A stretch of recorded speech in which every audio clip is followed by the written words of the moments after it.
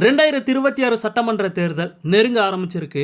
இந்த தேர்தலுக்காக அரசியல் கட்சிகள் எல்லாமே இப்பவே தீவிரமா செயல்பட ஆரம்பிச்சிருக்காங்க. அதாவது மக்கள் கிட்ட தேர்தல் பிரச்சாரத்தை இப்பவே அரசியல் கட்சிகள் கொண்டு போக ஆரம்பிச்சிட்டாங்க. ஆனா இந்த தேர்தல்ல வித்தியாசமான முறையில பிரச்சாரம் பண்றதுக்கு எல்லா கட்சிகளுமே ஒரு ஸ்கெட்ச் போட்டிருக்காங்களாம். ஆனா இந்த விஷயத்துல தமிழக வெற்றி கழகம் துளி கூட பயப்பட தேவையில்ல.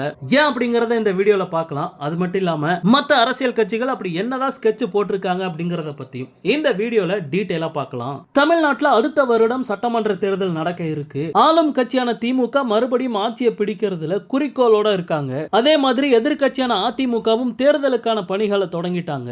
இதுக்கிடையில தமிழக அரசியல் களத்துல அறிமுக கட்சியா தமிழக வெற்றி கழகம் களத்துல இறங்கி இருக்கு. இந்த நிலைமையில இப்போ தமிழ்நாட்டுல சோசியல் மீடியா அப்படிங்கிறது மிகப்பெரிய பிரச்சார ஊடகமா மாறி இருக்கு. அதாவது எப்படி சொல்றது அப்படின்னா daily news papers and news channels விடவும் சோசியல் மீடியா மிகப்பெரிய ஊடகமா மாறி இருக்கு அப்படிங்கிறதுல எந்த ஒரு மாற்று கருத்தும் இல்ல. சோ இந்த சோசியல் மீடியாவை தங்களுக்கு சாதகமா மாத்திக்கிறதுக்கு அரசியல் கட்சிகள் திட்டமிட்டு இருக்காங்க. ஏற்கனவே 2016 மற்றும் 2021 நடந்த சட்டமன்ற தேர்தல்ல அரசியல் கட்சிகள் சோசியல் மீடியாவை பயன்படுத்தி பிரச்சாரங்களை மேற்கொண்டாங்க. ஆனா 2026 தேர்தல் முன்னாடி இருந்ததை விட ஒரு பலமான போட்டியா இருக்க போகுது. அது மட்டும் இல்லாம முதல் தலைமுறை வாக்காளர்களை கவரணும் அப்படின்னா இந்த சோசியல் மீடியாக்கள் மிகப்பெரிய ஒரு ஆயுதமா இந்த முறை இருக்க போகுது. இந்த நிலைமையில ஒவ்வொரு அரசியல் கட்சிகளும் ஐடிவிங் அப்படின்னு சொல்லப்படுற சமூக வலைதள அணிகள் வச்சிருப்பாங்க.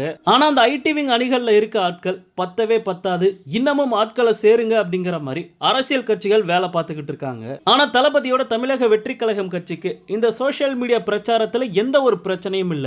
ஏன்னா தளபதியோட கட்சியில இருக்க முக்கால்வாசி பேர் சோசியல் மீடியால ஆக்டிவா தான் இருக்காங்க. தளபதி ஒரு சின்ன விஷயம் பண்ணாலுமே அதை இந்திய அளவுல ட்ரெண்டிங்ல கொண்டு போறாங்க. இந்த ஒரு பவர் நம்ம கிட்ட இல்லையே அப்படின்ட்டு தான் மத்த கட்சிகள் வேதனையில இருக்காங்க. ஓகே நண்பா, இந்த நியூஸை பத்தி உங்களுடைய கருத்து என்ன அப்படிங்கறத கமெண்ட்ல சொல்லுங்க. தளபதியோட எல்லா அப்டேட்டுமே மிஸ் பண்ணாம பார்க்க நம்ம சேனலை சப்ஸ்கிரைப் பண்ணி சப்போர்ட் பண்ணுங்க. தேங்க்யூ.